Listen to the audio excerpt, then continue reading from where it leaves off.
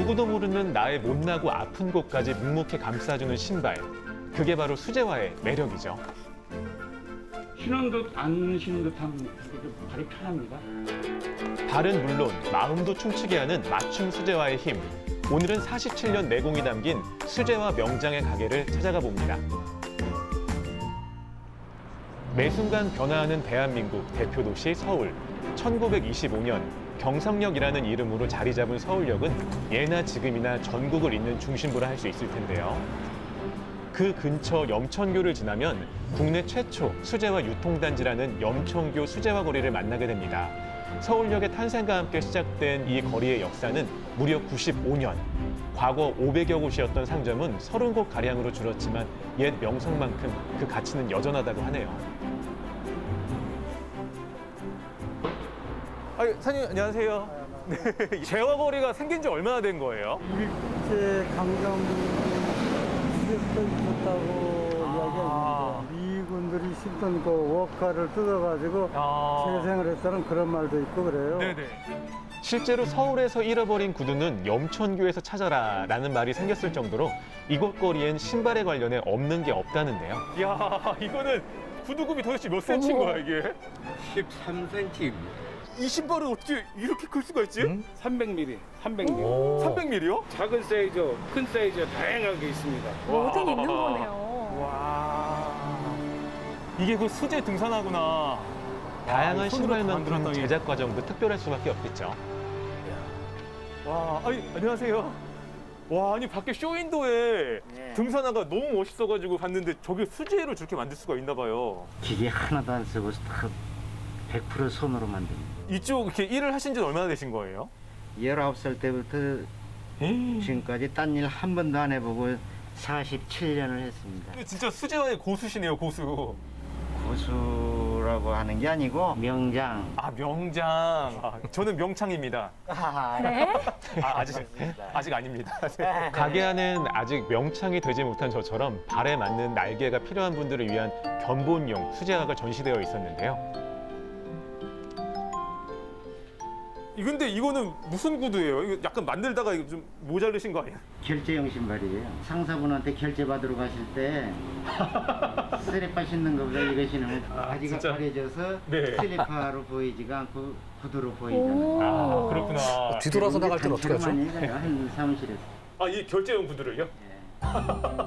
작은 이 공간을 가득 채운 건 신발뿐만이 아닙니다.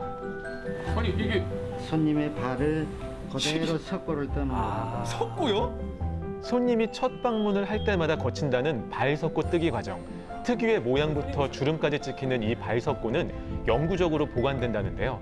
특히 기성화를 신기 힘든 손님들은 이 과정을 통해 자신도 모르는 발의 문제까지 파악할 수 있다고 합니다. 안 아프게 해드릴게요. 사람마다 발 모양이 조금씩 등산하를 다르니까요. 맞추지 않고요. 너무 발이 불편해서 네. 발이 아팠어요. 그래서 이번에 큰맘 먹고 맞춰놨어요. 특수 재질의 스펀지에 발 모양을 찍어 석고틀을 만드는 일. 그 옛날 어느 수제화 교본에도 나오지 않았던 독보적인 방식이라고 하셨는데요. 이쪽은 사고를 당하셨어요. 그래가지고 수술을 하셔가지고 뼈가 이렇게 튀어나왔어요. 깎아낼 때 깎아내고 붙일 때 붙여서 만들면 되고요. 여기가 굳은 살이 배기면서 티눈이 박혔어요. 네네. 요 자리를 폭 파내고 라텍스 부드러운 걸로 채워서 통증을 좀 많이 덜하죠. 이날 방문했던 손님처럼 사고나 장애로 발이 불편한 분들에게 맞춤 신발은 정말 선택의 여지가 없는 필수적인 존재더라고요.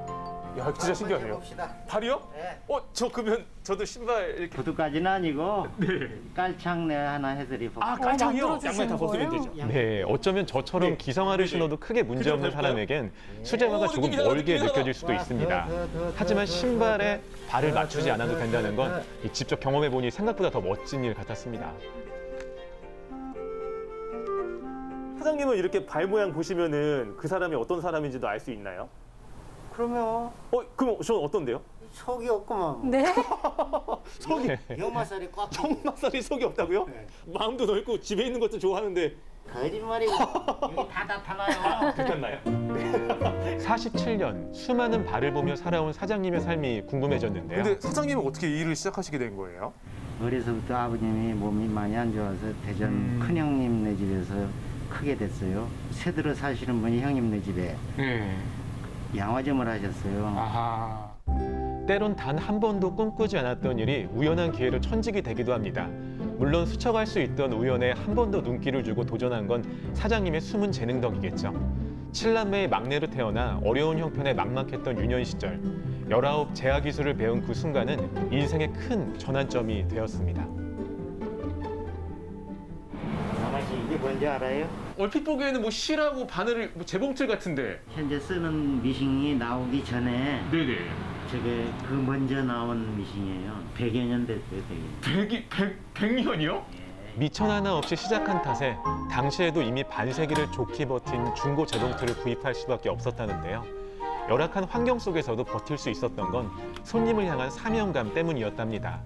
편한 신발을 위한 오랜 고민이 사장님의 손끝에서 피어나는 섬세한 차이가 발에 꼭 맞는 신발이 간절한 손님들에겐 유일한 희망이었을 테니까요.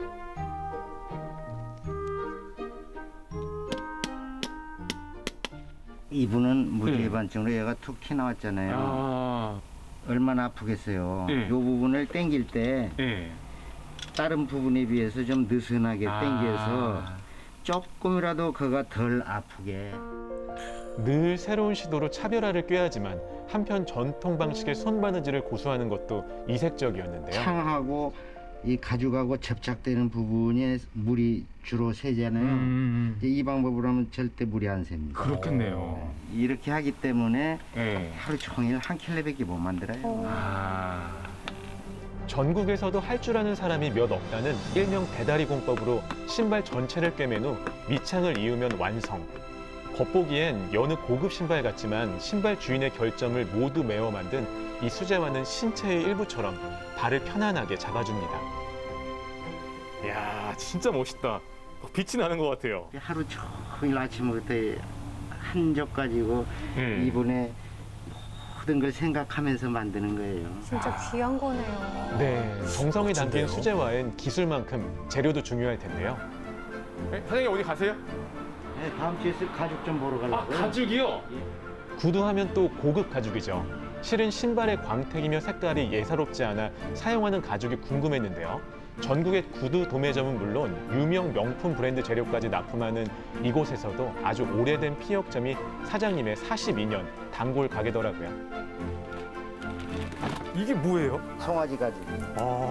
부드러워 단가가 높다는 송아지 가죽. 상태 확인부터 들어갔는데요. 네, 가죽이 오래되면 네. 기름이 말라가지고 이렇게 하면 갈라져요. 이거는 다시 멀쩡한데요? 네. 아니 근데 이렇게 오셔가지고 가죽 막 이렇게 찔러보고 이렇게 묻혀보고 이렇게 해도 되는 거예요? 선대 때부터 거래하시면서 계속 이렇게 보시고 계십니다. 여기 사장님은 저를 미워해요. 왜 미워해요? 너무나 이렇게 고르니까. 아니 42년 깐깐하게 동안 하시니까. 여기서 이렇게 그 거래를 하셨으면 제일 VIP 손님 아닌가요? 너무 꼼꼼하셔가지고요. 그래도 미워해요. 근데 말씀을 하시면서 또 이렇게 다 확인을 하시네요. 수제화라는 이름 아래에도 공장형 제조 방식이 흔한 요즘 100% 명장의 손으로 만든 진짜 수제화는 가격 경쟁력이 떨어질 수밖에 없습니다. 그럼에도 전통 방식을 고집하는 사장님, 그에게 수제화는 어떤 의미일까요? 아, 사장님 이거 모양은 등산하는데 이 끈이 아니라 이렇게 붙이는 식으로 되어 있네요.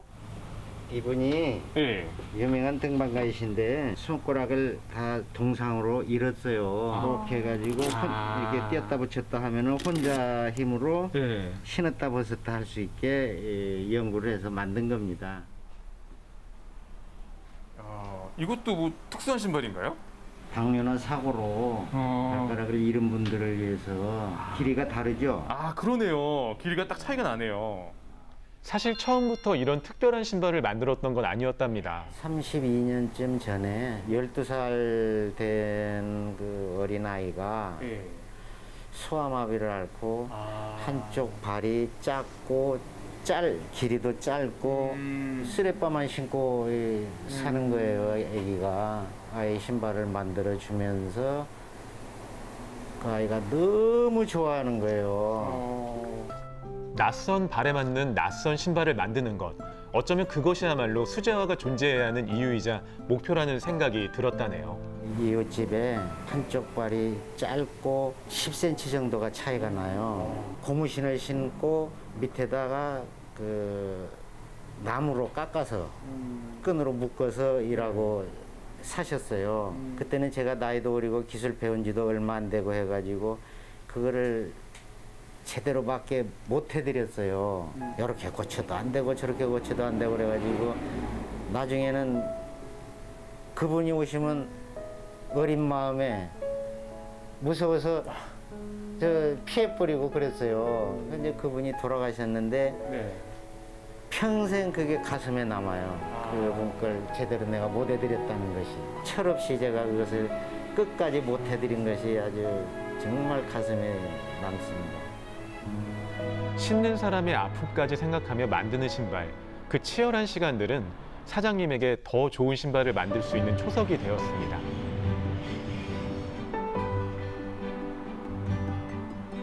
사장님, 예, 오늘도 일찍 나오셨나 봐요.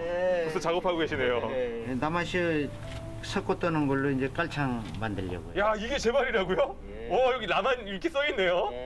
이야, 제 발바닥이 이렇게 가까이서 보는 거 처음이에요. 이야. 전날 찍은 제발 석고를 토대로 탄생하는 명장의 깔창. 정말 기대됐는데요. 깔창 나왔습니다. 벌써 나왔네요. 맞춤 깔창은 처음이었거든요. 맞춤형 깔창이죠? 새 신발 신는 기분인데요? 와. 야, 이거 신자마자 느낌이 바로 오는 거네요.